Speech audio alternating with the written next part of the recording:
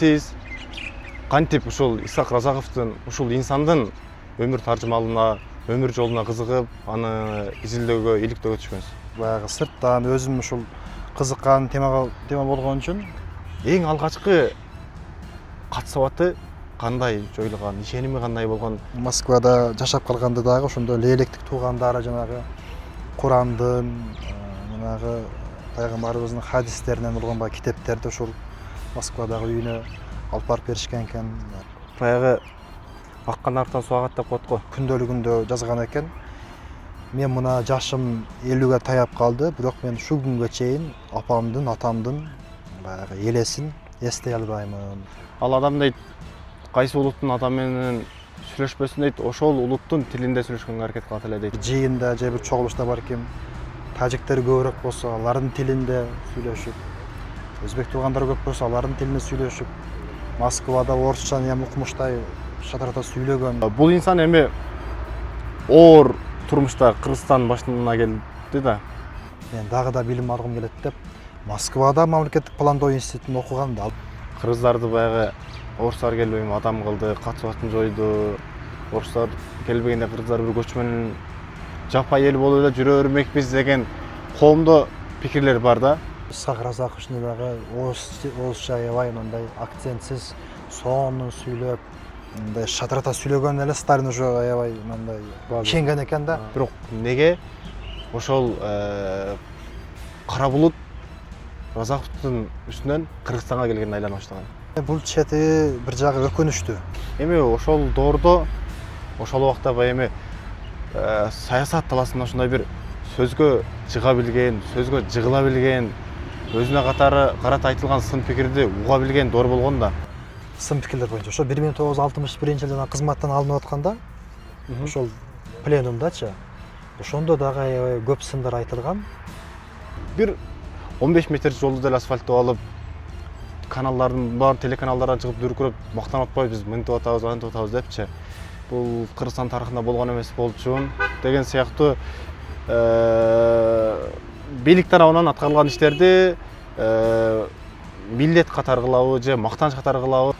Бишкекте эң биринчилерден болуп троллейбустук линия ишке кирип атат. Кыргыз телевидениясы ишке кирди 58-жылы. Кыргыз эли телевизордун экен, мына ошо көгөлтөр экранда мынакей ушундай дүйнөгө болгон бир жаңыча мына көз караш элде пайда болду да. 30-жылдар келсе эмне болмок эле? Баягы биздин улут аталар сыяктуу алда ушуларга окшоп атылып кетмек беле дегендей бир мүмкүн эле. Ой пайда болот да. Бирок бул өзүбүздүн эле ушул айланабыздагы ушул бул кишинин айланасында эле жүргөн ошол адамдарды мына ушундай улуттун кызыкчылыгына керек болгон, тийиштүү болгон иштерди бул киши көп жасаган. Анан бул иштер албетте Москвага дагы жаккан эмес. Ассаламу алейкум, урматтуу көрүүчүлөр. Биз бүгүн Кепкербен подкастыбыздын кезектеги чыгарылышын баштайбыз. Сиздер менен мен Жунус Асеков жана ошондой эле бүгүнкү коногубуз жарандык активист Исхак Назаров болмокчу. Саламатсызбы Исхак мырза? Саламатчылык. Исхак мырза, биз сүйлөшкөндөй бүгүн коомдук жана саясий ишмер, бир эле кыргыз элине гана эмес, коңшу тажик, өзбек туугандарга дагы эмгеги сиңген тарыхый улуу инсан Исхак Разаковдун өмүр таржымалы боюнча сүйлөшөбүз. Биз эми ал адамдын качан туулгандыгы, кайсы жерде төрөлгөндүгү, канчанчы жылдары кандай кызматтарды аркалагандыгы тууралуу эмес, биз баягы эл билбеген көмүскө жактарын кеп кылалы деп отурабыз. Анын үстүнө биз баягы жаштардын көзү менен ал адамдын бир инсандык, анан кыргыз саясатындагы бир орду боюнча кеп кылабыз агай. Биринчи суроомо баштасам, анда сиз кантип ушул Исхак Разаковдун ушул инсандын өмүр таржымалына, өмүр жолуна кызыгып, аны изилдөөгө, иликтөөгө түшкөнсүз? Биринчиден Жунус иним рахмат чакырууңа, ушул подкасттын айгиликтери болсун. Эми менден да көп тарыхчылар балким ушул темада сүйлөй тургандар көп эле, бирок ошолордун арасында ушул мени туура көрүп, ушул эми билген маалыматыңызды ушу бөлүшө кетиңиз деген ушул өтүнүчүңө мен рахмат, ыраазычылык билдиремин. Анан эми Исхак Аразаковдун Кыргыз тарыхындагы орду, биздин азыркы Кыргызстаныбыздын пайдубалынын, ошо мамлекеттүүлүгүбүздүн пайдубалынын түптөлүшүндөгү салымы, эмгеги өтө нар көтөргүс да, өтө чоң. Мен ушул акыркы 4-5 жылдан бери эми как тарыхчы эмес, как баягы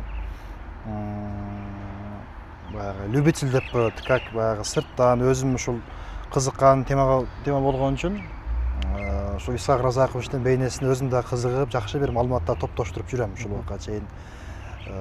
Анан мен өзүмдү баягы тарыхчы деп эсептебеймин, бирок ушул кишинин өмүр жолун, ушул кишинин Кыргызстан элинин алдында баягы сиңирген эмгегин баалаган адам катары мен Исхак Разаковичтин бейнесин андай болушунча изилдеп, жакшы бир маалыматтарды андай бир бөлүшкөнгө, ошолорду бир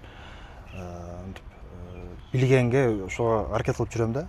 Эми Исхак Разакович кыйын жолду басып өттү. Кыргызстандын 20-кылымдагы ошол советтик түзүлүштөгү биздин Кыргыз республикасынын мамлекет катары, республика катары калыптанышыбызда Исхак Разаковичтин салымы өтө чоң. Анткени бул киши согуштан кийинки мезгилдерде оор учурларда Кыргызстандын тагдырын өз колуна алуу вазыйфасы ошол учурда туш болду.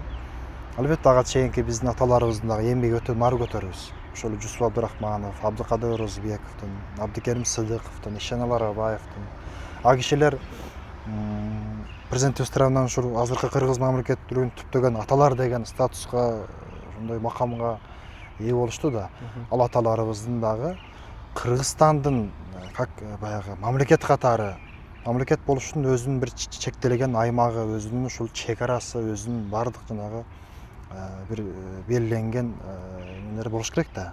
Ошол мамлекет катары ал аталарыбыз ушул Кыргызстанды 20-30 жылдары биздин мамлекеттик түзүлүшүбүздү калыптандырган болсо, Исхак Разаковичтин тушунда ушул түзүлгөн мамлекеттүүлүктү дагы андан ары ошо өргө карай өнүктүрүү, андан ары ушул биздин Кыргызстаныбыздын өнүгүүсүн ошо алдыга карай ошо алга сүйрөө миссиясы ушул кишинин тушунда туш болду согуштан кийинки жылдары. Анан мындай да, бул адамдын эми лейликте төрөлгөндүгүн, эрте ата энесине жетим калгандыгын билебиз да. Кийин Ташкент тиги Тажикстанда балдар үйүндө чоңойду да. Андан кийин Россиянын бир катар окуу жайларын окуп келди, Өзбекстанда эмгек жолун улантты да. Бирок ушул улуу инсандын эң алгачкы катсабаты кандай жоюлган, ишеними кандай болгон биз билебиз. Баягы буга чейинки базар биз улут аталар деп атпайбызбы? Баягы 37-жылкы атылып кеткен биздин аталардын баардыгынын катсабаты ушу арабчадан жоюлган экен да. Баардыгы бир диний көз караш менен дүйнө таанымы кеңейген адамдар болгон экен да. Эми бул инсандын, бул адамдын ошо ишеними кандай болгон, анан эң алгачкы катсабаты кандай жоюлган, ошого айтып берсеңиз. Исхак Разаковичтин балалыгы, бул киши өзү ушу балалык мезгилинен баштап, ушу туулгандан баштап ушу көзү өткөнгө чейин оор тагдырды басып өттү да, кыйын жолду басып өттү. Ушу 3 жашында энесинен ажырап, 6 жашында атасынан ажырап, анан ушул туугандардын колдоосу менен ошол Ходженттеги балдар үйүнө ошол жерде калып, анан ошол жерден дагы өзүнүн идиректүүлүгү менен, өзүнүн зиректиги менен айырмаланып, ошол жердеги тарбиячылар, жанагы воспитательдер бул баладан ошол бирдеме чыгат окшойт деген бир жакшы күмөн менен анан Ташкенттеги жанагы мектеп интернатка жиберип атышат. Ал жерде дагы суурулуп чыгып атат да. Ал жерден дагы суурулуп чыгып, анан ал жерден жана педагогикалык техникумга окууга өтүп атат. Ал окууга тапшыргандан кийин ошол жерде 4-курста ошол окууну бүткөнгө чейин эле ошол мугалимдер сен мынакей 4-курс болсоң дагы сен эми өзүңдөн кийинки 1-курстун студенттерине сен сабак бере аласың, анткени сенин билимиң жетиштүү деп өзү 4-курста болсо дагы 1-курстун студенттерине коом таануудан сабак берген Исхак Разакович. Өзбекстанда иштеп жүргөн, жашаган жылдары. Анан эми ал учурда деле баарын эле катсабаты араб арибинде эме болгон да, ачылган да. бул киши дагы Курандан андай кабар болгон, жүрөгүндө мындай эми анын мындай ачык айтпаса дагы жүрөгүндө мындай бир мусулманчылык, андай бир ишеними, Кудайга болгон ишеними аябай жогору болгон. Кийин ошо Москвада өмүрүнүн акыркы жылдары Москвада жашап калганда дагы ошондой лейлектик туугандары жанагы Курандын, жанагы пайгамбарыбыздын хадистеринен болгон баягы китептерди ошол Москвадагы үйүнө алып барып беришкен экен. Ошондой эскерүүлөрү бар, кызынын дагы. Бул киши өзү ушундай бир бул кишинин чоң атасы ажы адам болгон, Берк Мухаммед ажы деген. Ал киши ошо Меккеге ажылыкка ошол жөө барган деген маалыматтар бар. Ошондой бир эми мусулман үй бүлөсүндө өскөн. Анан бул кишинин атасы Раззак, аты Исхак, бүт ошол биздин пайгамбарлардын, биздин ушул диний ишенимдердин негизинде коюлган аттар да. Ошон үчүн бул киши андай бир атеисттик көз карашы болгон эмес, ошо тескерисинче жүрөгүндө бир Кудайга болгон ишеними болгон, андай бир ыйман, жүрөгүндө ыйман бар адамдардын бири болгон. Эми ал учурда баягы атеизм күчөгөн маалда көбү ачык айтылган эмес, бирок бул кишинин жүрөгүндө ушундай бир ишеним болгон. Баягы аккан арыктан суу агат деп коет го. Эми томолой жетим болуп атат. Бирок ошол советтик доордо ошончо элдин арасынан сурулуп, жанагындай бир жогорку кызматтарда иштеп, элдин жүгүн аркалаган адам кандай тарбия алган? Ата теги боюнча да айтып кетсеңизби, кеңирээк. Өзүнүн эскерүүлөрү барбы? Мисалы атасы жөнүндө, же чоң атасы жөнүндө, энеси жөнүндө? Эми өзүнүн ата теги тууралуу эскерүүлөрү өзүнүн баягы күндөлүгүндө жазган жок, бирок ошо күндөлүгүндө жазган экен. Мен мына жашым 50-ге таяп калды, бирок мен ушул күнгө чейин апамдын, атамдын баягы элесин эстей албаймын деген экен да. Себеби өтө эле жаш Жетим ооба. ата энесинен ажыраган да. Бирок бул киши мындай бул кишинин урпак неме ата теги ошол чөлкөмдө мындай элге эл оозуна алынган, ошол чөлкөмгө таанымал, мындай кадыр барктуу адамдардан болгон. Кадыр барктуу үй бүлөдө чоңойгон. Бул кишинин ата бабалары мындай ушул аймакта сөз өтүмдүү болгон, баардыгы мындай бир ажылык сапарды аткарышкан, мындай бир мыкты эми үй бүлөнүн уулу. Бирок бул кишинин ошол калыптанышында албетте ушул совет бийлигинин дагы салымы чоң. Бул киши баягы чындап эле баягы совет өкмөтүнүн жоокери болгон да, солдат болгон. Өзү айткан. Мени партия кайсы жакка жөнөтпөсүн, мен ошол жерде мындай иштеймин депчи. Совет бийлигине аябай берилгендиги, совет өкмөтүнүн чыныгы жоокери болгон да. Мына ошол ал жаштыгы Өзбекстанда өттү. Өзбекстанда бул киши окуду, ошол жерден алгачкы карьерасын баштады. Андан кийин Москвада мамлекеттик пландоо институтунда биринчилерден болуп окуду. Менимче ошол Москвада ал учурда окуш деген өтө чоң жетишкендик болгон. Менимче ушу кыргыздардын арасынан эле ошо биринчи болуп окуган окшойт деймин да. Анан ал учурда Өзбекстанда деле Москвада антип окуп келет деген мындай кадрлар аз болгон да. Москвада окуп жүргөндө дагы ошол жерде аябай мындай артыкча диплом менен аяктап, кийин окууну аяктагандан кийин жанагы жазган дипломдук иши дагы ошол университеттин окумуштуулар кеңеш тарабынан аябай жогору бааланып, сиздин ушул дипломдук ишиңизди биз монография кылып чыгарайлы. Монография мындай татыктуу эмгек экен деп аябай жогору баалашкан экен. Себеби бул кишинин мындай ошол жаштайынан баштап жанагы аналитикалык ой жүгүртүүсү, мындай билимге болгон, илимге болгон ынтызарлыгы аябай күч болгон экен да, аябай күч болгон экен. Бул жерде айтып атпайбы, ошо бай Исхак Разаковду эскерген инсандар айтат да, ал адам дейт, кайсы улуттун адамы менен сүйлөшпөсүн дейт, ошол улуттун тилинде сүйлөшкөнгө аракет кылат эле дейт. Көбүнчө ошол улуттун тилинде сүйлөшөт эле дейт да. Эми бул анын тил билүү деңгээлинин жогору болгонунан кабар берип атат да. Канча тил билген бул инсан? Эми Исхак Разаков өзү чындыгында баягы интернационал адам болгон да, интернационалист болгон. Интернационалист. Кайсыл кимдер менен жолукпасын, жада калса кайсы тармактын адамдары менен жолукпасын, ошолордун деңгээлине сүйлөшө билген, сүйлөшө алган. Мисалы, Лейлекте балким бир көбүрөөк, мисалы бир жыйында же бир чогулушта балким тажиктер көбүрөөк болсо, алардын тилинде сүйлөшүп, өзбек туугандар көп болсо, алардын тилинде сүйлөшүп, Москвада орусчаны эми укмуштай шатырата сүйлөгөн, акцентсиз, сонун сүйлөгөн, даже орусча сүйлөгөндө Сталин өзү баа берген да. Анан кайсыл тармактын адамдары менен жолукпасын. Мисалы, медиктердин бир жыйынына катышып калса, ушул баягы медицинанын терминдери менен, баягы медициналык жанагындай сөздөр менен сүйлөгөндө таң калган экен. Бул киши эмне медакадемияны аяктаганбы деп. Же эгерде бир музыканттардын иш-чарасына катышып калса, ушул баягы музыканын жанагы теориясын, жанагы симфонияларды, жанагы ноталарды менен сүйлөсө, бул киши консерваторияны аяктаганбы деп. Айыл чарбанын жыйынына катышса, айыл чарбанын укмуш билген да.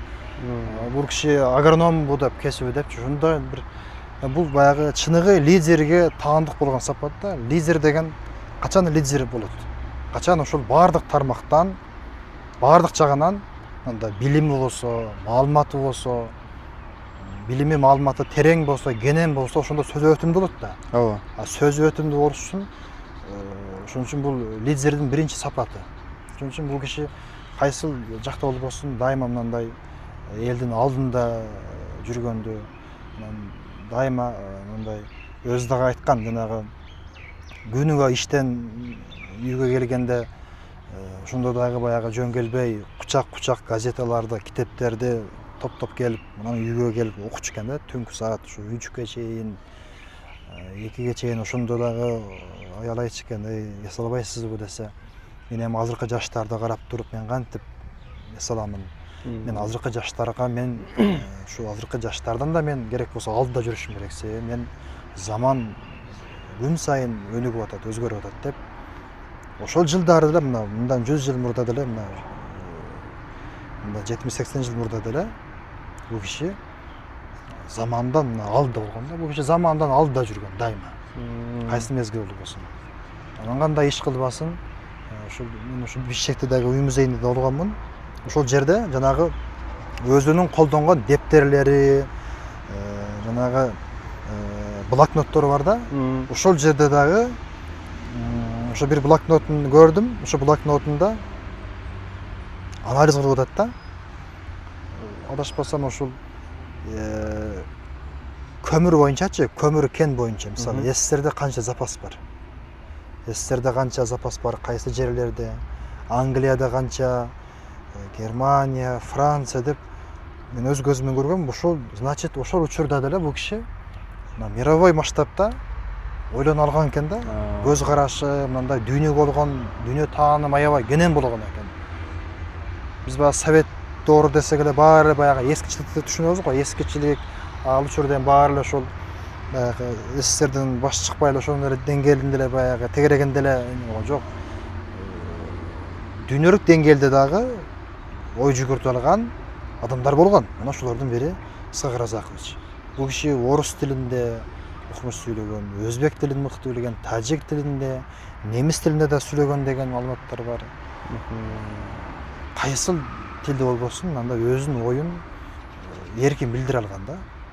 Бизде азыр кайгылуу ушундай болуп атпайбы, биздин Кыргызстанда, бүгүнкү Кыргызстандачы лидерибиз деген биздин азаматтарда көп тараптуулук болбой жатат да. Мисалычы азыр сиз айткандай Разаковдун бардык тармактарда, мисалы айыл чарба болобу, маданият болобу, спорт болобу, дүйнөлүк, анан союздук саясат, бардык багытта ой жүгүртүп алган, маалымат болгон киши болгон деп атпайсызбы?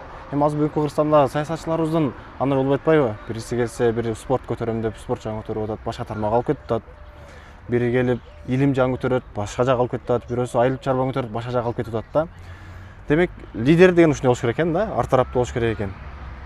Анан бул инсан эми оор турмушта Кыргызстан башына келди да. Кыргызстандан арабасын тартты дегендей. Эми бул инсан азыркы учурда саясатка келсе кандай адам болот эле? азыр ушул болсо деле мына 80-90 жылдары кыргыз бийлигин башкарып ала турган болсо кандай бир өзгөрүүлөр болот эле деп ойлойсуз? Ошо жогоруда айткандай, чындыгында Исхак Разакович кыйын жолду басып өттү. Ошол бала чаганан тартып, өз эмгеги менен, өзүнүн мээнети менен ушул даражага жетти да. Өзүнүн билими менен, өзүнүн тырышчаактыгы менен. Бир окуясы бар, жанагы бала чагында, жанагы тагаларын колунда өскөн да, ата энеси өткөндөн кийин. Ошондо Ходженттеги балдар үйүндө тарбияланып атканда, ошондо бир тагасы издеп барган экен. Исхак жүр эми, биздин алдыбызда эле жүр, жаныбызда эле жүр, биз менен эле жаша. Десе, жок тага, мен дагы билим алышым керек. Мен дагы окуймун. Мен мынтип байлардын малын кайтарып, ушинтип мындай тилемчи болуп мен жүргүм келбейт. Мен окушум керек деген ошо 8-9 жашар баланын сөзү да эми. Ошондой бир момент болгон экен бала чагындачы. Демек бул эмнени билдирет? Ушул дайыма мындай тырышчаактыгы, билимге болгон ынтызарлыгы. Кийин Ташкентте дагы мына педагогикалык техникумда сабак берип турганда дагы баягы билимге болгон мындай канааттанбай, мен дагы да билим алгым келет деп Москвада мамлекеттик пландоо институтун окуган. Ал учурда эми кыргыздардан деле балким биринчи кыргыз болгон, ал институтта окуган. Ал учурда кыргыздар эмес, ошо жергиликтүү элдин арасынан Москвада окуп келиш деген 30-жылдары өтө сейрек болгон. Бул киши кыргыздардын арасынан биринчи болуп ошол тайманбай айтышыбыз керек. Кыргыздардын арасынан биринчи болуп Москвада ошол мамлекеттик пландоо институтун аяктаган биринчи плановик экономист. Бул киши өзү мындай турган турпатынан өзү экономист болгон да. Ушунчалык экономиканын көрө тамырын аябай кыйын түшүнгөн, аны аналитикалык ой жүгүртүүсү аябай терең болгон. Өзбекстанда ошон үчүн мындай кызматтык карьерасы аябай жогорулап Өзбекстан өкмөт башчысынын биринчи орунбасарына чейин көтөрүлдү. Алар тил менен айтканда Өзбекстандын вице-премьер-министрине чейин көтөрүлдү. Анан 44-жылы Өзбекстандын идеология, пропаганда боюнча катчысы болуп атат. Бул деген чоң кызмат болгон. Ал учурда согуш жылдары ошол баягы элдин духун өчүрбөй, элге кайра дем күч берип, мотивация берип, ушундай бир чоң идеология деген чоң органды бул киши ошол Өзбекстанда турганда ошол органды тейлеген. Демек Өзбекстанда бул киши ошол учурда 3-4 лицого чейин жеткен да, саясий карьерасы аябай жогорулаган. Анан Кыргызстанда ошол учурда мындай бир кадровый кризис болуп турган Кыргызстанда. Ошол учурда Кыргызстанды Сталиндин деле каалоосу ошол болгон. Кана эми ар бир республиканын өзүнүн ушул улутунан чыккан бир тың жетекчи башкарса деген Сталиндин деле бир ою болгон. Анан Усман Юсупов ошол учурда Өзбекстандын биринчи катчысы. Ошол кишинин сунушу менен дешет. Ошол кишинин сунушу менен ал киши Сталинге сунуштап, Иосиф Виссарионович мынакей Сталин Усман Юсуповду аябай жакын tutуш экен. Экөө жакын дос болуп, анан экөө мындай тез жолугуп Москвада. Анан Усман Юсупов Сталиндин Орто Азиядагы оң колу болчу экен да ошол учурда. Анан сүйлөшүп калганда айтчу экен да, бул Кыргызстанга бир лайык кадр барбы? Кимди койсок экен, мен деле ошо каалайт элем, ушул ар бир республиканы өзүнүн улутунан башкарса десем, ошондо Усман Юсупов айтат экен, Иосиф Виссарионович, менде бир сунуш бар, менде бир жакшы кыргыз жигит иштейт. Бүгүнкү учурда бизде Өзбекстанда өкмөт башчысынын биринчи орун басары болуп, идеология боюнча катчы болуп иштеп атат. Ушул жигитти бир көрбөйсүзбү деп Усман Юсупов сунуштап калса, анда Сталин майла анда келсин сүйлөшөлү деп. Анан Сталин кабыл алгандан кийин эле Исхак Разаковичтин дагы орусча аябай мындай акцентсиз, сонун сүйлөп, мындай шатырата сүйлөгөн эле Сталин уже аябай мындай ишенген экен да. Бир болсо ошол ушу жигиттин колунан келет окшойт. Ушул мындай Кыргызстанды дальше өргө сүйрөп алып кете алат окшойт деген ишеним болгон экен. И ошо ишеним туура эле болгон. Өкмөт башчы болуп мына 5 жыл иштеди. Андан кийин 50-жылы кайра өзүнө чакырат экен. Десе Исхак Разакович, сиз эми республиканы мындай жетектеп калганга жарап калыпсыз. Мен уже көзүм жетти. Сиз мындан ары өзүңүз ушу республиканын ролун өзүңүз кармап, өзүңүз алдыга алып кетесиз десе, Исхак Разакович деле дары эле мындай макул болуу эмес. Ал кишилер ийменген, Иосиф Виссарионович мен эми жашмын да деген. Мен эми 40ка эми чыктым. Десе, жок, сиз бар тараптан мындай жарап калдыңыз деп Сталиндин колдоосу менен анан Кыргызстанга келген. Кыргызстанга кыргыздардан мына биринчи болуп республика башына келип атат. Биринчи кыргыз улутунан болду. Биринчи кыргыздардан. Ошон үчүн биз Исхак Разаковичти советтик Кыргызстандын доорунан ошо күнгө чейинки Кыргыз республикасынын башына келген биринчи биздин өлкө башчыбыз, биздин республика жетекчибиз деп биз таймамай айтышыбыз керек. Ал эми факт эми. Бул факт. Бул киши айтып жүрүшпөйбү эми? Кыргыздарды баягы орустар келбейби адам кылды, катыбатын жойду. Орустар келбегенде кыргыздар бир көчмөн жаппай эл болуп эле жүрө бермекпиз деген коомдо пикирлер бар да. Балким советтик башкаруу болбогондо орустар келбегенде Кыргызстангачы бул инсан кандай болмок? Мен билбейм кандай болот эле, бирок кайсыл мезгил келбесин. Бул адамдын ушунчалык бийиктикке чыгышына советтик бул кишинин Исхак Разаковичтин ушундай бир бийиктикке, ушундай бир чоң атактанкка жетишине, мындай билим алышына, ошентип калыптанышына Совет өкмөтүнүн мындай салымы чоң эле болгон. Бул киши дайым өзү айткан, мен Совет өкмөтүнүн жоокермин. Мени партия кайсы жака жөнөтпөсүн, мен мындай иштеймин депчи. Бул киши Совет бийлигине аябай берилген, Совет өкмөтүнүн мындай чыныгы жоокери, чыныгы солдаты болгон. Анан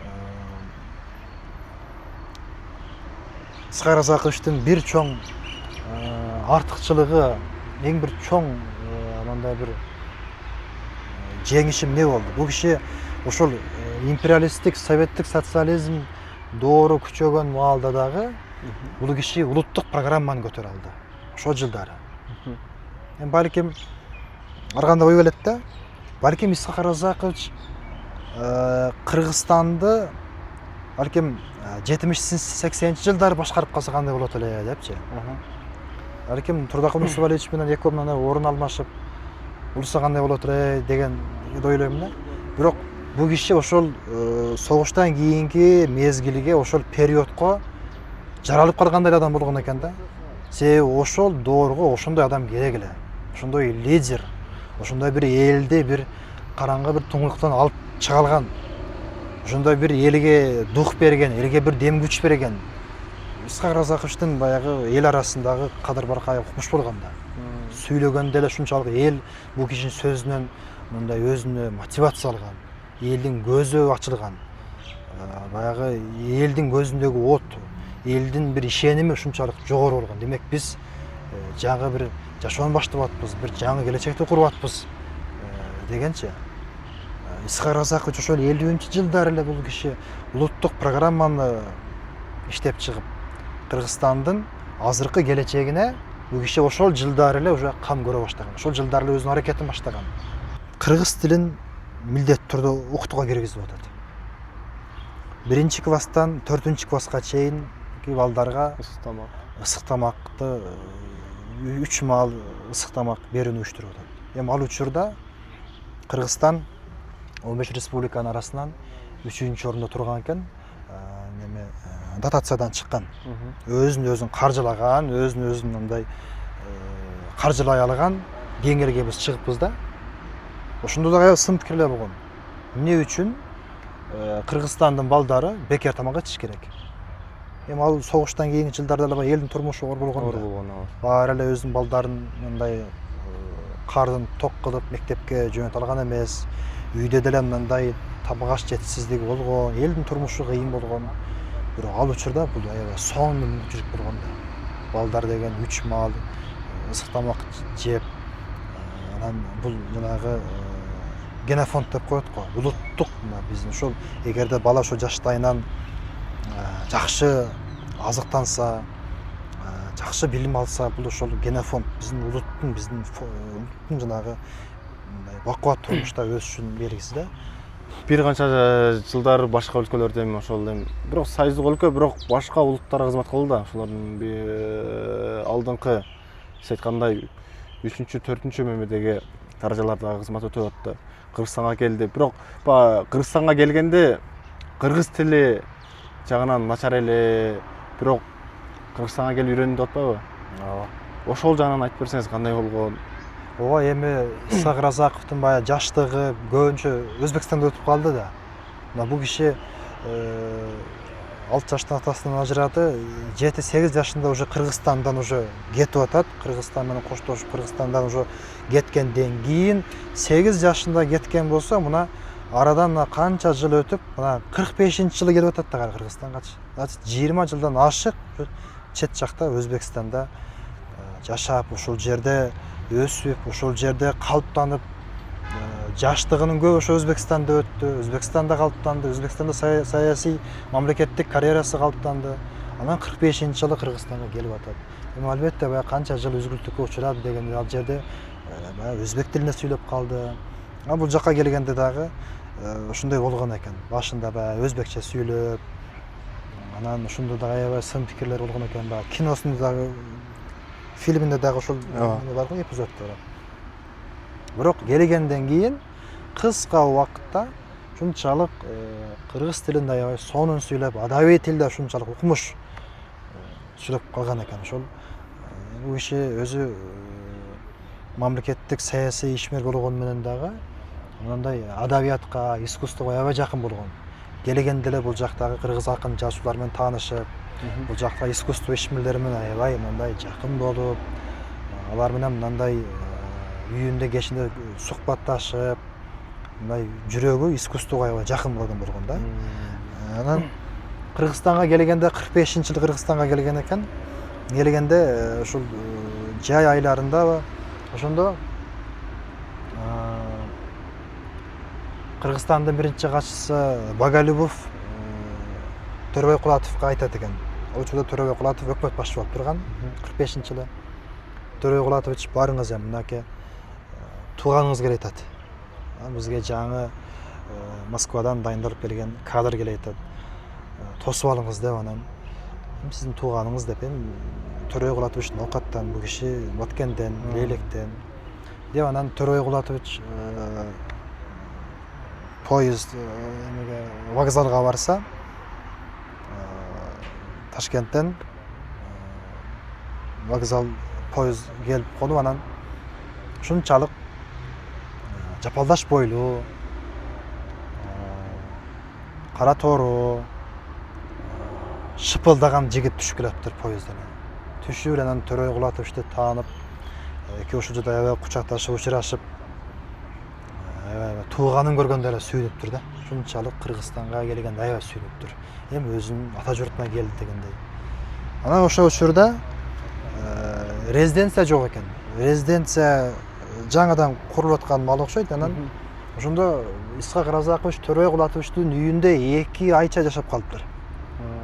Анан ошондо Төрөбай Кулатовичтин жубайы Салиме энебиздин эскерүүсү, Исхак Разакович үйгө келди дейт. Кирип келгенде эле ассаламу алейкум туугандарым, биз келдик үйгө, бале келбесин, жакшылыктар болсун деп мындай мусулманча фата кылып дейт.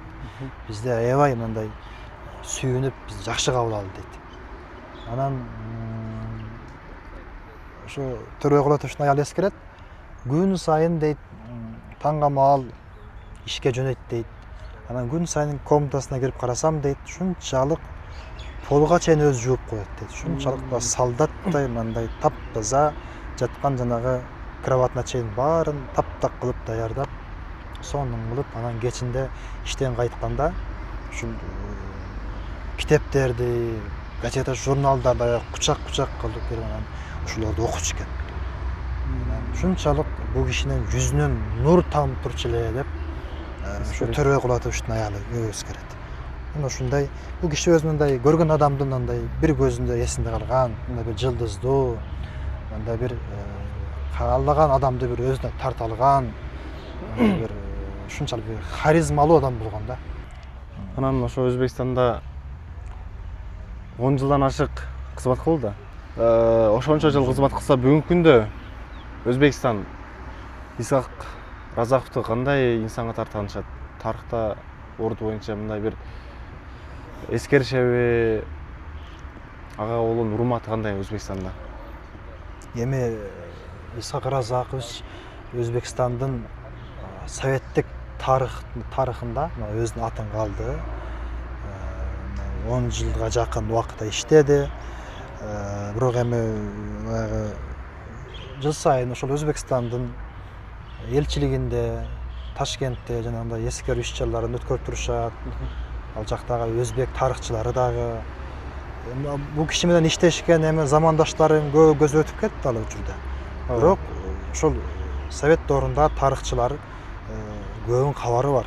Себеби биздин Кыргызстанда да жанагындай илимий конференциялар болуп келгенде ал жактан дагы келишет.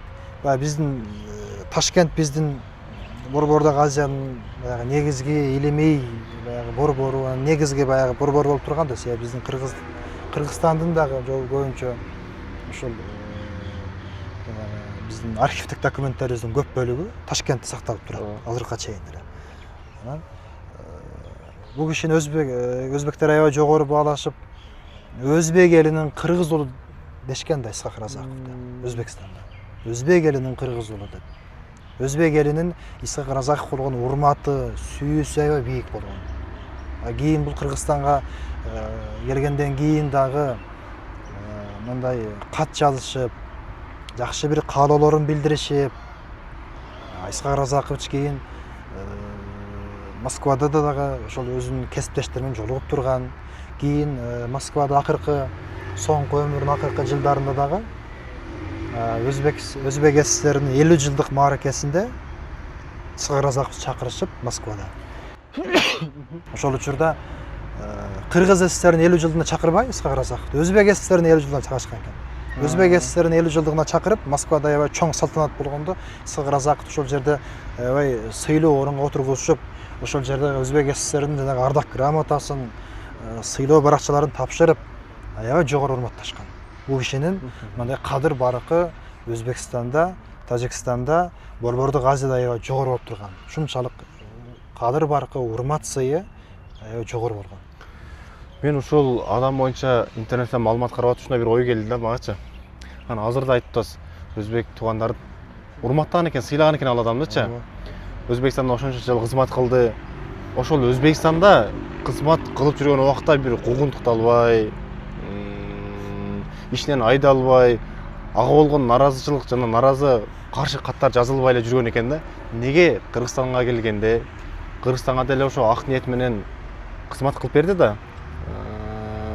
Өз тилибизде окутканга, жана 4-класска чейинки балдарга тамак бергенге, ал эмес кыргыз улутундагы жаштарды чет жактарда баягы окуп турганга, Союз Москвага чейин окууга жөнөтүп турган адам болгон да. Бирок неге ошол кара булут Разаковдун үстүнөн Кыргызстанга келгенин айланып баштаган. Биз кыргыздар өзүбүздүн ушундай лидерлерибизди балай алган эл эмеспиз биз деген ой келди. Кандай дейсиз? Эми бул чети бир жагы өкүнүчтүү. Бул кишинин ошол соңку тарыхы мындай өкүнүч менен коштолду да. Ошол чет жакта, Москвада саясий сүргүн деле бул айтсак болот эми. Тайманбай эле. Ошол Москвада бул өзүнүн мекенине келе албай, даже ушу керек болсо мына Кыргыз СССРинин 50 жылдык мааракесинде дагы бул кишинин аты аталбай, ошол өзбек туугандар жогору баалашып. Исхак Разаков мына 1950-жылы Кыргызстандын республика жетекчиси болуп, биринчи секретарь болуп тайындалды. Сталиндин көзү өткөндөн кийин бул кишинин мүмкүнчүлүгү ачылды.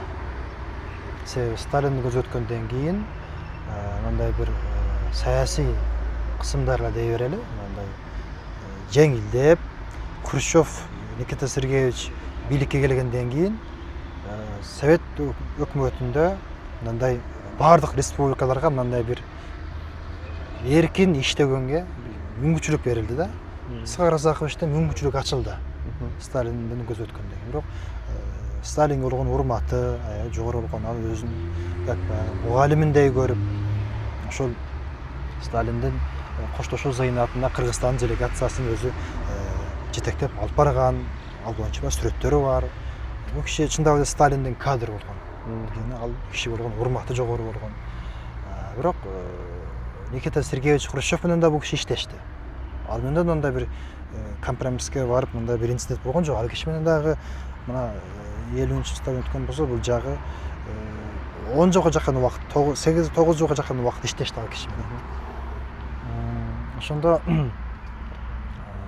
көп иштер аткарылды ошол жылдары. Мына кыргыз жаштарын СССРдин эң алдыңкы шаарлары Москва, Киев, Ленинградка акысыз квотадан тышкары окууга жөнөтүп атты. Бул киши кандай иш кылбасын, кандай бир мамлекеттик түзүлүштө кандай кылбасын, ушул кыргыз жаштары билим алса экен. Өзүбүздүн Кыргызстанды, ушул өзүбүздүн биздин кыргыз жаштары иштеп ушул жерде өнүп өссө экен деген тилек болгонда, улуттук программасы негизги ошол. Анан ошол эле кыргыз тилин милдеттүү түрдө окутууга киргизгендиги, кыргыз тарыхын изилдөө иштери ошол учурда башталган. Мына кыргыз искусствосун маданиятын декадасы өттү 58-жылы. 1957-жылы Кыргызстан биринчи жолу СССРдин эң жогорку сыйлыгы Ленин орденине ээ болду. Бул өтө чоң жетишкендик болду. Себеби биздин айыл чарбадагы пландарыбыз баардыгы ашыгы менен толук аткарылды.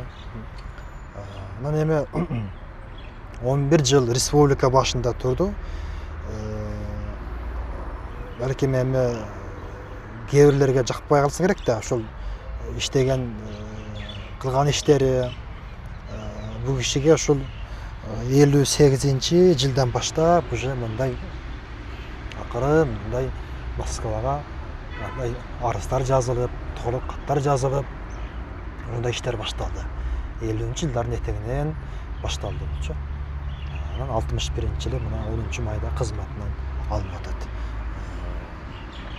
Балким узагыраак иштегенде балким дагы көп иштер болот, себеби ал учурда Өзбекстанда Шараф Рашидов уже бийликте иштеп, Казакстанда Мухаммед Конаев бийликке келип, уже Өзбекстан менен Казакстан уже мына кыйла алдыга путка туруп дегендей, мындай алдыга прогресс жолуна кетип аткан маал. Эми бизде эле мындан кийин деле мындай баягы ылдыйга түшүп кеткен жерибиз жок. Жакшы прогресс болду. Бирок Исхак Разаковичтин кызматтан кеткенден кийин не болду? Улуттук баягы улуттук иденттүүлүккө болгон өнүгүү, прогресс бизде бир аз кечикти. Биз аны моюнга алышыбыз керек. Ушунча кызматтарды элибизге кылып берип, элибиздин ошолукта союздук өлкөлөрдүн ичинен Кыргыз СССРине алдыңкы республикалардын катарына кошуп атат да. Бирок неге ушул инсанды биз бартай албадык деген нерсе да. Эми Исхак Разаков Кыргызстандын 20-кылымдагы тарыхындагы эң бир мындай бир өзгөчө саясий фигура да. Бул кишинин тагдыры триумф менен трагедиясы коштолгон тагдыр. Триумф дегендей, бул киши советтик жетекчилердин арасынан эң чоң саясий популярдуулукка, эң көп элдин сүймөнчүлүгүнө арзыган бирден бир жетекчи Исхак Разаков. Бул кишинин кадыр баркы аябай чоң болгон совет өкмөтүнүн, совет учурдачы. Анткени кандай учур болбосун Алматыда бир жыйын болуп калыптыр. Айыл чарба боюнча. Ошондо баардык 15 республикалардын жетекчилери катышкан чоң жыйын экен. Ошондо Никита Сергеевич Хрущев ал дайыма мындай бир бизче айтканда бир аз кычып сүйлөгөн, мындай бир адам болгон экен да эми. Сөзгө жыгылган эмес экен. Сөзгө мындай жыккысы келгенби, Разаковду сөзгө жыгайын дегенби, айтат экен да. Исхак Разакович доклад сүйлөп атса, анан доклад сүйлөп бүтүп анан трибунадан чыгып атса, Исхак Разакович кое туруңуз дейт экен. Сиз азыр докладыңызды айтып атасыз. ушундай айыл чарба жетишкендер башка боюнча мына Казакстан дейт быйыл биздин өкмөткө быйыл 1 миллиард эгин берип атат пут. Сиз улам эле мактанасыз казак кыргыз бир тууган деп. А сиз казак менен кыргыз, сиздер кыргыздар канча бере аласыздар, канча бересиңер быйыл десе, Никита Сергеевич дейт экен, сиз туура айттыңыз, биз казак кыргыз бир тууганбыз. Ооба. Биз казак кыргыз биригип 1 миллиард 10 миллион пут эгин беребиз деген экен да. Баягы түшүнгөн адамга бул аналитикалык мындай бир момент жооп берилген жооп да. Жооп берсе баардыгы зал дейт, баардыгы мыйыгынан күлүп эле, анан Хрущев дагы баягындай туура эмес сүйлөп алдым окшойт деп, туура эмес суроо берип алдым окшойт деп өзүнүн ыңгайсыз түшүп кетти да. Өзүн сезип кетти. Эми ошондой моменттер болгон экен. Хрущевду кээде мындай сөзүн оозунан алып, кээде мындай бир аз мындай лидерлик кылып койгон учурлар көп болгон. Бул киши Москвада дагы аябай. Анан Москвада бир жыйындан чыгып атса, 15 республиканын бардык жетекчилери, анан Москванын жана Кремлдин ашканасында танапис болуп, обед болуп калыптыр да. Танапис түшкү маалы анан тамактаналы деп ушул жерде Кремлдин ашканасында тамактанып атса, Латвиянын биринчи секретары, Латвиянын жетекчиси ошол жерден дагы Исхак Разаковичке тамактандырбай коюп, ушул жерден дагы тийише коеюн деп, кичине бир сөздөн жыга коеюн деп. Исхак Разакович, бул кыргыздар тамакты кол менен жейт экен. Ушу чынбы? Деп кичине бир шакала кылып коеюн деген ошо. Баягы кыргыздар биз баягы 5 бармак деле баал тамакты колубуз менен жейбиз да. Себеби бул биздин баягы мусулманчылыкта деле бул баягы суннат, хадис, сүннет дейбиз го. Десе, ооба, сиз туура эле угупсуз. Биз кыргыздар колубуз менен жейбиз. А сиздер эмне латыштар путуңар менен жейсиңерби? Деген да. Баары эле залдагылар, столовойдагылар баары эле күлүп эле неме болуп калыптыр да. Эми ушундай кээде ушундай мындай өктөм жооп берип, өзүнүн мындай лидерлик образын көрсөтүп, советтик жетекчилердин арасынан Исхак Разаковичтин мындай билими дагы, мындай жүрүм туруму, чечендиги баарынан жогору болгон. Бөлөк республикалардын мындай жетекчилери бул кишиге суктанган, бул кишиден кеңеш алып турган. Никита Сергеевич Хрущев өзү дагы кокус Өзбекстанга барып калабы, Тажикстанга барып калабы, Исхак Разаковичти ээрчитип алчу экен. Жүрүңүз депчи. Себеби бул кишинин ошол Борбордук Азиядагы авторитетине Хрущев дагы мындай кабар болгон экен да. Эми ошол доордо, ошол убакта баягы эми саясат таласында ушундай бир сөзгө жыга билген, сөзгө жыгыла билген, өзүнө катары карата айтылган сын пикирди уга билген доор болгон да. Ушундай деңгээлдеги, ошондой ой жүгүртүп алган инсандар эми азыр бизге жомок болуп калбады. Эми бүгүн көрүп атпайбызбы эми бийликкеби же бир кайсы бир инсандын же саясатчынын адыресинде бир сын көз караш айтылса эле барып баса калып атпайбызбычы. Азыр андай деңгээлибиз эми төмөндөп кетти. Өкүнүчтүү бул жагы. Анан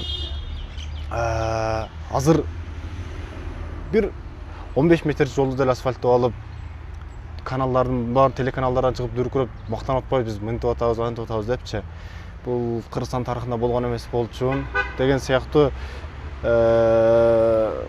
бийлик тарабынан аткарылган иштерди милдет катары кылабы же мактаныч катары кылабы билбейм, ушуну жарыялап атышат да. Бирок Исхак Разаков ошол 11 жыл бийлик башынан турган убакта кыргыз эл үчүн, бүгүнкү кыргыз мамлекет үчүн кандай иштер жасап өткөн? Мен жанагы ушу суроо боюнча, сын пикир боюнча да, Исхак Разаковичтин адресин өзүнө дагы сын пикирлер айтылган ошол учурда. Эми республиканын биринчи катчысы болсо, бул кишиге эч ким сын айта алчу эмес экен деши да мүмкүн. Жок, бул кишиге дагы сын пикирлер айтылган. Ошол учурда мына Болот Мамбетовду айтышат, ал киши дагы Кыргызстандын өкмөт башчысы болуп турган, Турдакман Усмановичтин мезгилинде. Ал киши дагы Кыргызстандын тиги суу чарба боюнча министр болуп турган аябай билимдүү адам болгон. Ошол киши да сын айтчу экен Исхак Разаковдун ушундай чогулуштарда бирөөлөрдө эле Исхак Разакович мындай эмес, мындай сиз туура эмес кылып атасыз деп эле сын пикирлерди айтчу экен. Аны Исхак Разакович мындай туура эле кабыл алган. Эми азыр эле сын пикир айта койсоң эле баягы сага өчөшүлүп алды, сага душман болуп алды дейбиз го. Жок, ал учурда жетекчилер мындай иш бар жерде кемчилик болгон. ооба. Ал учурда деле кемчилик болгон. Разаковдун башкаруусунда балким кайсы бир деңгээлде балким кемчиликтер болгондур. Бирок ал киши ал сынды туура эле кабыл алган. Эч кандай мындай чачалабай эле, башка болбой эле. Ал киши, значит мен ушуну билбептирмин. Значит мен ушудан жаңылыптырмын деп ал киши туура кабыл алган да. Анан эми Разаковдун доору бул Кыргызстандын Совет доорунда бир алтын доору деп эле биз аны ачык айтышыбыз керек. Себеби 50-жылдар биздин Кыргызстандын өсүп өнүгүүсүндө, калыптанышында өтө чоң бир өзгөчө бир роль ойногон период да ошол 50-жылдарчы. Мына биздин айыл чарбабыздан баштап, биздин өнөр жайыбыз, биздин ушул маданиятыбыз бар тарабынан биз дайыма алдыда жүрдүк. Биз 15 республиканын арасынан 3-чү республикага жеттик. Биз өзүбүздү өзүбүз каржылай алган, өзүбүздү өзүбүз мынча айтканда эптей алган десек болот. Ушундай бир даражага жеттик. Биз Ленин ордени менен сыйланып атабыз. Совет өкмөтүнүн бизге болгон жогору баасы аябай укмуш. Биздин искусствобуз ошол жылдары мына биздин кыргыз адабиятынын искусствосунун декадасы өттү аябай жогору баа менен. Канчалаган таланттарыбыз, эл артисти, СССРдин эл артисттери деген наамдарга ээ болду. Биздин айыл чарбабыз ар 5 жылдыкта жогору ашыгы менен планга аткарылып, канчалаган социалисттик эмгектен баатырлар чыкты ошол жылдары. Канчалаган өнөр жайлары ачылды, ишканалар ачылды, канчалаган окуу жайлар ачылды.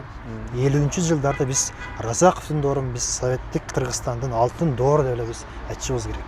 Мына мен эң эле мына чоң курулуштар мына мен Бишкектен мисалы өзүм мисал кылып айтсак, Бишкектин эле өзүндө мына ошол жылдары Кыргыз мамлекеттик университети ачылды.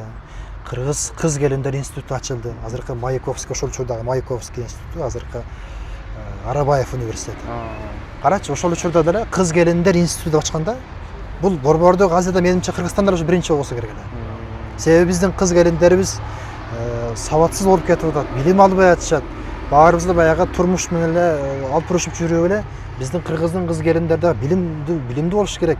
Кыргыз кыз келиндери билимдүү болбосо, анан кантип билимдүү урпак уланат деген бул кишинин мындай улуттун гене фондуна болгон бир камкордугу аябай жогору болгон. Карачы, кыргыздын кыз келиндери билимдүү болсун деп, окусун, билим алсын деп кыргыз кыз келиндер педагогикалык институтун ачкан. Анан кыргыз кыз келиндери бул киши аябай көтөргөн. Ошол Москвага окууга жиберип, жанагы партиялык мектептерге окууга жөнөтүп деп көптөгөн кыргыз кыз келиндерин кадрларын бул киши өзү нөлдөн тарбиялап чыгарган. Ошол учурдагы жетекчилердин бардыгы бул кишини устатындай, мугалимдей көрүшөт. Күлүп окунду, чалып өзү айтат, Исхак Разакович мендеги кандай жакшы сапат болсо, мен ошонун баарын Исхак Разаковичтен үйрөнгөм дейт. Мына азыркы биздин эмгек социалдык коргоо министрлиги бар, соцзащита деп коебуз. Ошол министрликтин биринчи министри ана Батыш Салиева деген аял болгон. Ал эжекебиз дагы Исхак Разакович Москвага өз окууга жөнөтүп, анан ал киши 31 жашында министр болгон, Батыш Салиева деген. Сиз мен кантип Исхак Разакович иштейм десе, сиз иштейсиз, сиздей кыз келиндер биз дагы көбөйүшүбүз керек деп ушу кыргыз аялдарына болгон бул кишинин камкордугу көп болгон. Азыр эле биз жанагы неме деп атпайбызбы? Жанагы аялдар менен эркектердин тең укуктуулугу, гендердик тең укуктуулук, феминизм деп атпайбызбы? Бул киши ошол учурда эле бул тең укуктуу теңеп койгон. Бул киши ошол учурда деле аялдар менен эркектердин тең укуктуулугу бирдей болуш керек деп көптөгөн кыргыз аялдары Исхак Разаковдун доорунда партиялык кызматтарга, мамлекеттик кызматтарга мындай аябай камыл аралашкан. Ошол учурдагы бардык жетекчилерди бул киши өзүнүн мектебинен өткөргөн. Анан мына ошол жылдары мына Бишкекте Кыргыз мамлекеттик университети ачылды. Кыргыз улуттук илимдер академиясы ачылды. Ага чейин филиалы. Өзүнчө биздин дагы ата мекендик илимибиз өнүгүш керек деген принцип де ошол билимдер академиясын өзүнчө чоң кылып ачып атат. Бишкекте эң биринчилерден болуп троллейбустук линия ишке кирип атат. Кыргыз телевидениясы ишке кирди 58-жылы.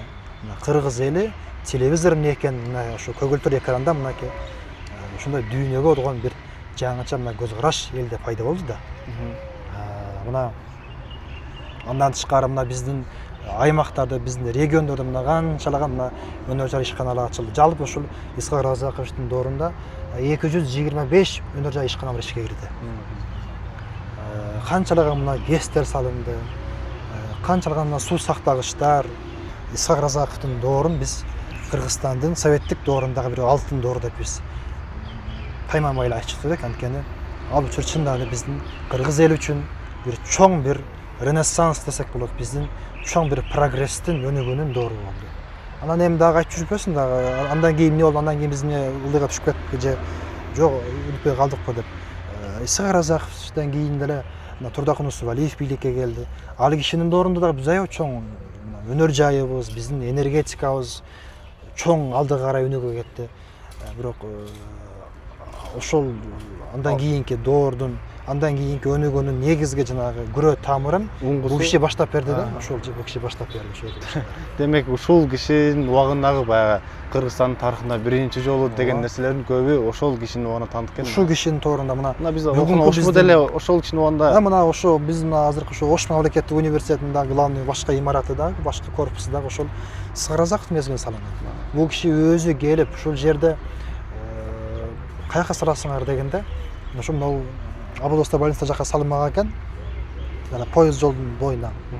Ошондо жок, андай болбойт. Бул Сулайман тообуз деген бул дүйнөдө бир гана шаардын чоң ортосунда ушунда тоо жайгашкан. Сулайман тоонун этегине бул салыш керек бул окуу жай. Деп анан ушул жерден чыккан студенттер ушу тоону көрүп өздөрүнүн баягы айылдарын сагынып жанагындай кусалыгын таратып барышсын деп анан мунун дагы башкы имараты ушул Исхак Разаковичтин демилгеси менен ушул жерге салынып калган. Бул киши мындай прагматик болгондо, мындай кандай курулуш иш кылбасын, кандай бир неме кылбасын, бир өзгөчө идеялар менен, мындай бир башкача бир өзүнүн бир кыялдары менен ушу иштеген да, кайда курулуш кылбасынчы. Анан сиз азыр айтып атпайсызбы? Исхак Разаковдун эле адресинде ушундай сын пикирлер, катуу сын пикирлер айтылып жүргөн ошол убакта депчи. Анан мен таң калам да. Ал эмес жанагы пайгамбарыбыздын тарбиясын алган, бейиш менен сүйүнчүлөнгөн сахабалардын бири болгон Умар деле халифа болуп шайланып атканында айтат го. Эгерде мен туура жолдон тайып баратсам, адилеттен тайып баратсам, не кыласыңар деген ошо сахабалардын арасынан бир айтат го. Эгерде сен ушу жолдон тайып баратсаң, сени кылыч менен түздөйбүз депчи. Ошондо не деп атат Умар? Умар разияллаху анху айтып атпайбы?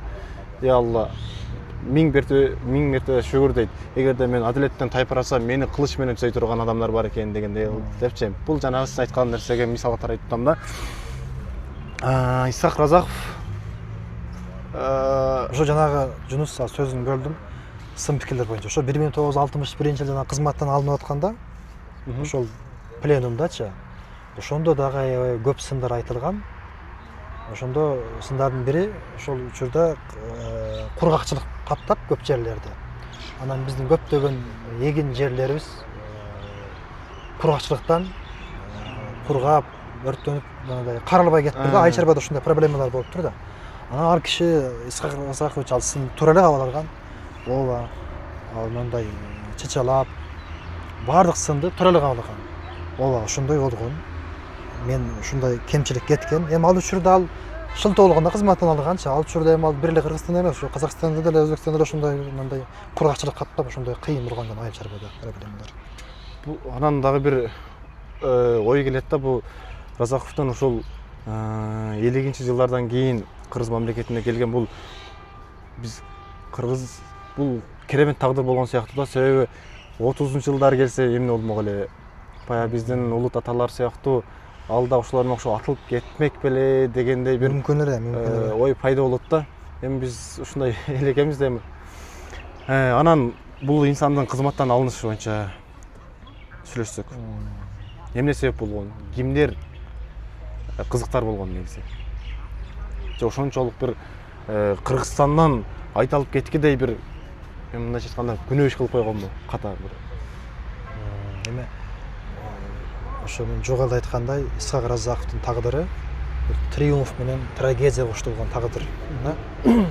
Трагедиясы ушул адилетсиз кызматтан алынгандыгы. Ага чейинки эмгеги баары жокко чыгып, бул кишинин ысмы дээрлик аталбай калды совет дорундачы. 90-жылдарга чейин Разаковдун ысмы аталбай эле калды. Тарых барактарынан өчүрүлө кетти да. Мен ошол мисалы 70-80-жылдарда жанагы китептерден, архивдик маалыматтардан эле карасаң, мындай бул кишинин аты дээрлик аталбай эле калган да. 90-жылдардан кийин анан ошентип Разаковдун аты кайрадан аталып, анан сөөгүн кайра Кыргызстанга алып келиш керек деген инициатива көтөрүлүп келип, анан 2000-жылы анан Кыргызстанга сөөгө келип атпайбы? Кайра аябай чоң мындай церемония менен алып келип, чоң церемония менен коюлуп атпайбы аларчага. Бул кишинин кызматтан кетишине көп себептер бар. Эми Хрущев кызматтан алган дейт, ал Хрущевдун балким түздөн түз менимче чечими же буйругу болгон эмес. Анткени Хрущев деле бул кишинин мындай билимин, бул кишинин мындай эл арасында кадыр баркын, бул кишинин негизи, бул кишини аябай урматтаган, жогору сыйлаган. Бирок бул өзүбүздүн эле ушул айланабыздагы ушул бул кишинин айланасында эле жүргөн ушул адамдардын Москвага баягы тынбай эле бара берген баягы тоголок каттарынан эле менимче ошол болгон бир неме болгон дейм да. Негизги себептери мындай. Бул биринчи себеби ошол мен ушул жогоруда айткан жанагы айыл чарбадагы ушул кургакчылык каптаган мезгилдеги ушул бир өчүрүштүктөр. Анан экинчи себеби ошол эме жанагы улуттук иштери, улуттун генофондуна багытталган, улуттун келечегине багытталган иштер. Ошондон кыргыз тилин окутууга киргизип атат. Кыргыз жаштарын бекер окутуу боюнча 1-класстан 4-класска чейин ысык тамакта киргизүү. Анан мындай Москванын мындай бир бул киши кээде Москва мененчи кеңешпей туруп эле кээде эгерде кыргыздын кызыкчылыгына ала келеби, мамлекеттин өлкөнүн кызыкчылыгына туура келеби, бул киши аткара берген да. Себеби кээде Москва менен кеңешкенде Москва дайыма эле макул боло берген эмес да. Кээде каршы турган себеби Москванын да өзүнүн позициясы бар. А бул кишинин бир кемчилиги эмне болду? Бул киши Москва менен мындай акыркы жылдар негизи тил табыша албады. Кээде ушундай бир эмне үчүн себеби бир иши болду. 58-жылы социалисттик мелдеш деп коет. Жанагы план толугу менен ашыгы менен ишке аткарылып, анан биздин Кыргызстанга канча миллион рубль бизге сыйлык акча бөлүнөт экен да. Аябай чоң сумма бөлүнөт экен. Ал акчаны эреже боюнча ушул ар бир облуска, ар бир район, ар бир регионго бөлүп бериш керек экен. Сыйлык акча катары. Анан жыйын болот экен, баардык министрлер, жетекчилер баары чогулуп, сүйүнүп, эми биз мына социалисттик мелдеште байгелүү орунга ээ болдук. Эми Исхак Разакович азыр бизди куттуктайттыр эми деп баардыгы сүйүнүп турса, анан Разаков кирип келет экен. Анан ошол жерде айтат экен: "Жолдоштор, эми билип турам, маанайыңар жакшы. Биз баардык ишибиз жагынан алдыга кетип атабыз. Талашсыз. Бирок биз бир нерседен аксап атабыз. Бир нерседен өксүп атабыз" десе, баары бири-бирин карап, дагы эмне проблема бар экен, дагы эмнеден бул эмнеси деп десе, анан ошондо Разаков айтат экен: "Жолдоштор" дейт, "балдардын өлүмү жылдан жылга азайбай көбөйүп атат. Наристелердин, ымыркайлардын өлүмү. Эгерде силер макул болсоңор, ушул бизге бөлүнгөн ушул сыйлык акчаны биз ушул ишке жумшабайлыбы" дейт экен да. Себеби ал учурда жанагы роддомдогу балдар жанагы 40 күнгө же 20 күнгө чыдабай эле чарчап балдардын наристелердин ымыркайлардын өлүмү көп ошол жылдары көп катталган экен да. Себеби жанагындай баягындай малюткалар деп турбу, жанагындай дары дармектердин жанагы тамак ашсыздын баягы жетишсиздигинен да. Баягы ошондой төрөт үйлөрүндө андай жакшы бир камкордук мамиле, жакшы бир неме болбогон үчүн балким ошондой өлүмдөр көп катталган экен. Ошондо ушул акчаны ушул Кыргызстанда канча роддом төрөт үйлөрү болсо, ошол баардыгына ушул акча бөлүнгөн экен да. Ошондон кийин ушул балдардын, наристелердин өлүмү кескин кыскарган экен. Ошондо Москвага Разаков барып калганда, ошондо ушул ишине сөгүш алат. Ошондо айтат: "Силер эмнеге биз менен кеңешпей туруп, ушундай ишти кыласыңар? Міне телефондон чалып, ушундай иш кылып атабыз деп айтып койсоңор болбойбу? Бул эмне өзүм билемдикпи?" деген ушундай эпизоддор Разаковдун турмушунда көп болгон. Мына ушундай улуттун кызыкчылыгына керек болгон, тийиштүү болгон иштерди бул киши көп жасаган. Анан бул иштер албетте Москвага дагы жаккан эмес. Бул эмне Кыргызстанды силер эмне Хрущев деле өзү айткан экен. Силер эмне социализмди өзүңөрдөн эрте курам деп атасыңарбы? Же эмне сиз эмне Кыргызстан өзгөчөбү? Же алдыда болобуз деп атасыңарбы деген. Ушундай иштер эми көп мисалы. Өзүнүн кылган иштери өз башына муш болуп, ошентип 61-жылы кызматтан кетип атат. Ошол жыйында дагы бир жакшы эпизод. Көчкөн Сактанов деген биздин залкар жазуучубуз. Ушул кишинин Разаков кызматтан кандай чалынган деген тарыхый очерки бар. Ошол жыйында эч ким ушу Исхак Разаковду коргоп чыгарбаптыр да. Бир гана ушул Саншайн обкомунун биринчи катчысы орус улутундагы киши экен. Ошо гана сүйлөптүр да. Эй, трибунага чыгып, баарыңар эле Разаковду каралап атасыңар. Баарыңар эле Разаковду мындай укмуштай эле күнөөлөп бетин айтып атасыңар. Эмне ушул жерде отурганыңардын баарыңар билесиңерби? Силердин баарыңар ушул Разаковдун жардамынан адам болдуңар го. Силердин баарыңар ушул Разаковдун жардамынан ушул кызматка келдиңер го. Эмне Разаковдун жакшылыгын унуттуңарбы? Мен айтайын, мен тарых үчүн айтайын, чындыкты айтайын. Биз баардыгыбыз кетебиз. Биз баардыгыбыз жок болобуз. Биздин баардыгыбыздын саныбыз сайда калат. Бирок Разаков тарыхта калат. Мен ушуну айтып коеюн деген экен. Ушул сөздү бир гана ошол киши айтарган экен да. Мына арадан канча мына дээрлик чейрек кылым өтүп мынакей ушундай болду мына. Ошол учурдагы жетекчилердин мына биз көбүнүн аттарын билбейбиз. Бир гана ушул киши чолпон жылдыз болуп Исхак Разаковдун элеси, а кишинин сен таза болсоң, мен таза болсом, коом дагы таза болот деген сөзү мына бүгүн 7 жаштан 70 жашка чейинки ар бир муунун жүрөгүндө, көкөрөгүндө бир тумар болуп сакталууда. Ошон үчүн бул кишинин элеси, бул кишинин кыргыз эли үчүн, Кыргызстан мамлекетинин алдында сиңирген эмгеги өтө чоң. Исхак Разаковдун бийликтен кетиши себептеринин бири бул өз улутун артча сүйгөндүгү болгон экен да. Ошо өз улутун сүйгөндүгү эми ошо Москвага гана эмес, өзүнүн жердештерине, улутташтарына да жаккан эмес экен да. Ушундай мындай айттыңыз окшойт сизчи. Анан бүгүнкү күндө бул инсанды Кыргызстанда кандай бир окутуу, андай эскерүү иш-чаралар кандай деңгээлде жүрүп атат? Эми жаштар арасында таанытуу сыяктуу мындай бир программалар болуп атабы бир мамлекеттик деңгээлде көтөрүлгөн? Эми Исхак Разаковдун бейнеси дагы да толук ачыла элек да. Бул киши тууралуу дагы изилдөөлөр дагы жүрүш керек. Себеби ошол Ташкент архивинде, Москванын архивинде дагы көптөгөн менимче дагы маалыматтар барбы деймин да.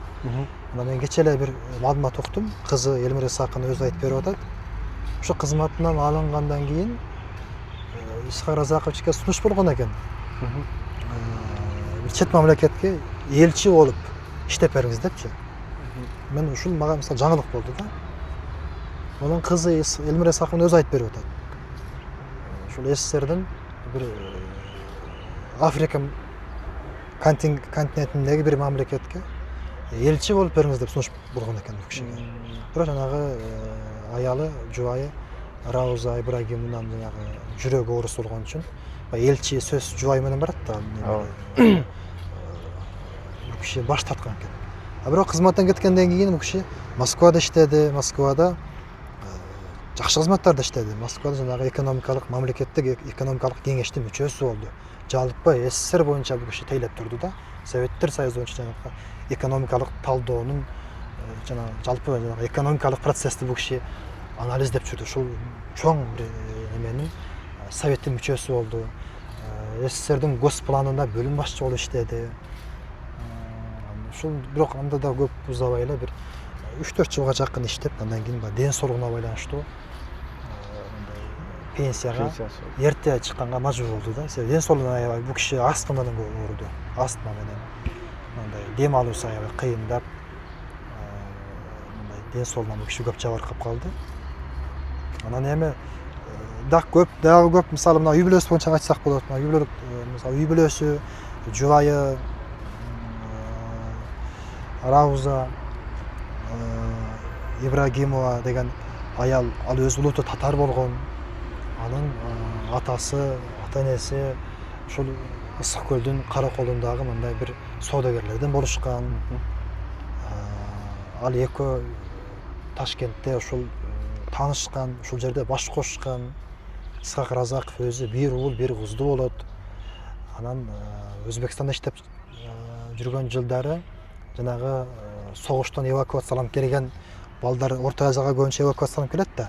Бул жагы Украина, Белоруссиядан, Ленинград блокадасынан дегендей көптөгөн миңдеген балдар ушул биздин Орто Азияга көчүрүлүп келингенде ошондо бул киши ушул орус улутундагы баланы багып алган Витя Терещенко деген.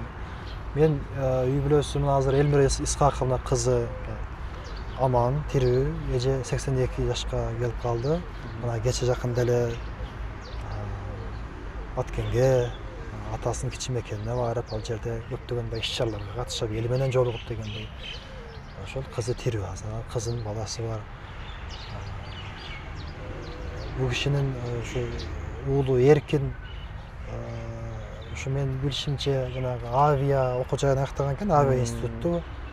Анан мен деле толук маалыматым жок экен, дальше тагдыры кандай болду. Негизи үй бүлөсү тууралуу толук маалымат жок да. Мына китептерден балким мындай немелерден көбүрөөк карасак да. Бирок ушу жанагы ушу багы бакма баласы ошо кийин мындай бир аз начар чыгып, ал баласы кийин баягы түрмөгө түшүп, ошондой ошол түрмөгө түшкөндөн дагы Исхак Разакович аябай мындай жүрөгү баягы оорусу кайра күчөп, ошондон көп жыл мында кепчип жүрдү да. Тагдыры жагынан ошол жагынан да оор болду бул кишигечи. Ошол жагынан оор болду. Бул кишинин көз жумушуна жүрөк оорусу себеп болгонбу кандай? Ошол астма оорусу күчөдү. Анан 1979 жылы 69 жашында 21 мартта көз жумду да.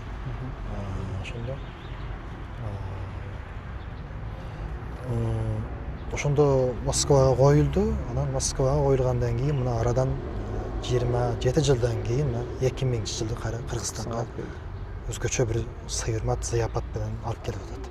Кандай күн көрсө дагы бирок Исхак Разаков эми өмүрүнүн акыркы жылдары аябай мекен болгон сагыныч менен өткөрсө керек. Себеби баягы мен окуп калдым. Атайын Кыргызстандын топурагын алдырткан турбайбы кишиче?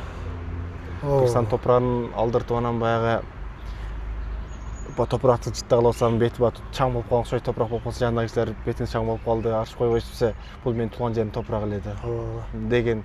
Эми ушул жерде эле түшүнсө болот да кишинин кандай бир улутка болгон, жерге болгон сагынычы, урмат-сыйы мындай бир өтө жогорку деңгээлде болгон экен да. Анан киши күндөлүккө көп ой толгоолор жазып жүргөн экен да. Анан мен бир ой толгоосун окудум. Азыр бүгүнкү күндө бийлик кайсы бийлик келбесин өзүндөгү бир чыккан кемчиликти эле мурунку кеткен бийликке төңкөрүп коюп атпайбы? Ушул бийликтин ушундай кылган экен, анан ушулар ушинтип, анан ушулар жеп кеткен экен дегендейчи. Анан ушундай бир ой толгоосу бар экен да. Биз дейт, ишибизди кетирген кемчиликтердин баардыгын мурдагы жетекчилерге одара салууга укугубуз барбы дейт да. Ушул боюнча кандай дейсиң? Бир эми Кудайга шүгүр, канчалаган жетекчилер жөнүндө мындай эл тараза эл сынчы дейт да, эл өз баалап алат. Биз баарын эле залкал дей берсек да болбойт. Эл өзү чыныгы баан эл берет да. Исхак Разакович жөнүндө элдин терс пикири жок да, Кудайга шүгүр. Дайыма элдин сый урматы, элдин сүйүүсү бул киши жөнүндө. Себеби бул киши чындап эле өз заманынын чыныгы патриоту болду.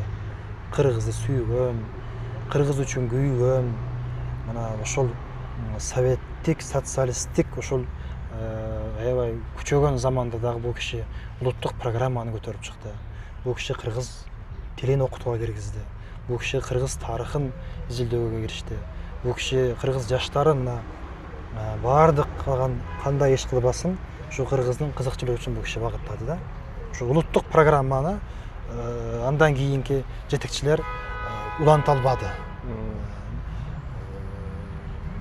ошол кишинин деңгээлинде уланта албады. Кишинин деңгээлиндеги улуттук программа ошол мындай жол, ошол жол менен улантып кетишпеди, бирок эми ар кайсы жетекчинин ар кайсынын өзүнүн жараша иштөө стили болот да. Өзүнүн деңгээлине, билимине жараша. Андан кийинки заман башкача болду да. Исхак Разакович канча мезгил өтпөсүн, канча доор алмашпасын, бул киши дайым биздин ар бир кыргыз атоолу үчүн бул киши маяк. Бул киши жол көрсөткүч. Ар бир кыргыз ушул мен кыргызга кызмат кыламын, мен мамлекетиме кызмат кыламын деген ар бир жетекчиге бул кишинин өмүрү үлгү, сабак болуш керек да. Сабак болуш керек. Анан бул киши эми мактай берсек, чынында кылган иштерин айтып отурсак, чынында эми убакыт тартып калат да. Убакыт тартып калат. Анан бүгүнкү күндө деле эл тарабынан эми бүгүнкү бийликтегилерге шарт жакшы түзүлүп атат да. Мисалы транспорт жагынан болобу, эми кеңир да шарт. Аябай мисалы ошол 50-жылдардагы эми советтик кызматкерлер болуп калабы? Ошол кызматкерлерге түзүлгөн шарт караганда бүгүнкү күндө аябай алда канча бийик, жогору алда турат. Бирок неге ошол доордогу жасалган иштер бүгүн жасалбай атат? Неге жок дегенде ошол доордо эми советтик башкаруу болуп турса дагы улуттук программаны көтөрүп чыгып атпайбы бул кишичи? Бирок неге бүгүнкү күндө андай нерселер, иштер жүргүзүлбөй атат дейм да. Кандай дейсиң? Эми бүгүнкү күндө деле Кудайга шүгүр деш керек, жаман эмес. Өлкөбүздө аябай жакшы өзгөрүүлөр, мындай жакшы бир чоң иштер болуп атат. Бирок балким заман ошондойбу. Бирок ал учурдагы адамдар, ал учурдагы жетекчилер өз иштерине фанаттар болгон да, бул чындап эле. Улуттун намысын бербеген, улут үчүн күйгөн. Балким билбейм, балким 15 республика болуп андай ар бир республикада мисалы атаандаш болгонбу деймин да. Мына мисалы биздин башка республикалар өнүгүп атат, эмне үчүн биз артта калыш керек деген бир намыс болгонбу? Ал киши ал учурдагы биздин бардык ушу биздин ар бир эмгегин биз алышыбыз керек. Ошол учурдагы советтик доордогу эмгектенген биздин аталарыбыздын бардыгын эмгеги чоң. Ар бири Кыргызстандын кышын кынап кетти. Бардыгы бүгүнкү ушу биздин Кыргызстаныбыздын ушундай жаркыраган, ушундай эгемендүү, ушундай заманда жашаганыбызга ар бир ошол учурдагы жетекчинин салымы бар. Ар бири бирден кыш болсо да кынаган. Ошон үчүн Барды унутпай, заман балким ошондой заман, азыркы заман, бирок ал адамдар чындыгында өз иштеринин фанаты, өзүнүн улуту үчүн күйгөн, өзүнүн эртеңки алар деле билген. Бул Советтер Союзунун мындай учугу, төлүктүү болбойт. бир күн болбосо бир күн биз өз алдынча мамлекет болобуз. Исхак Разаков ошондой ой болгон да. Эмне үчүн болбосо ал ушул кыргыз тилин окутууга киргизип, ошондой улуттук иштер кылып атат. Жок, бир күн болбосо бир күн биз өз алдынча мамлекет болобуз. Ошондо ушул кийинки урпак, кийинки муун өзүнүн тилин билбей жүрбөсүн. Өзүнүн тегин билбей жүрбөсүн, өзүнүн ким экенин билбей жүрбөсүн деген бул кишидеги прогноз ошол учурда болгон деп мен эсептеймин да. Болгон үчүн бул киши ошондой улуттук иштерди көп жасаган. Мына ошол кишинин жасап кеткен, арнап кеткен иштерин мына бүгүн биз өздөрүн көрүп атабыз. Ошон үчүн Исхак Разаковичтин жаткан жери жайлуу болсун. Бул кишинин бул киши менен кошо үзөңгүлөш иштеген ошол учурдагы бардык биздин аталарыбыздын, бүгүнкү биздин Кыргызстаныбыздын ушундай даражада жашообузга ар биринин салымы өтө чоң. Ошон үчүн дагы али алдыда көп сөз, бирок биз эми колдон келишинче, акылыбыздын жетишинче бүгүн сөз кылдык деп ойлоймун. Дагы мындай маектерибиз дагы көп болсун. Албетте, Исхак аке, эми биз эми баягы жаштардын арасынан ушу жаштардын көз карашын чагылдырганга аракет кылып атабыз да, эми ушул адамдын алдыда мына мамлекетибиздин эгемендүүлүгүнөн 35 жылды келе атат. Албетте ошол эгемендүүлүккө дагы бул кишинин өзүңүз айткандай кызматы, орду, аткарып кеткен иштери аябай чоң. Аны биз унутпашыбыз керек. Мамлекеттик деңгээлде эскерип, бир иш-чараларды уюштуруп турушубуз керек да. Эми биз айта албай кеткен жактарыбыз көп болду эми.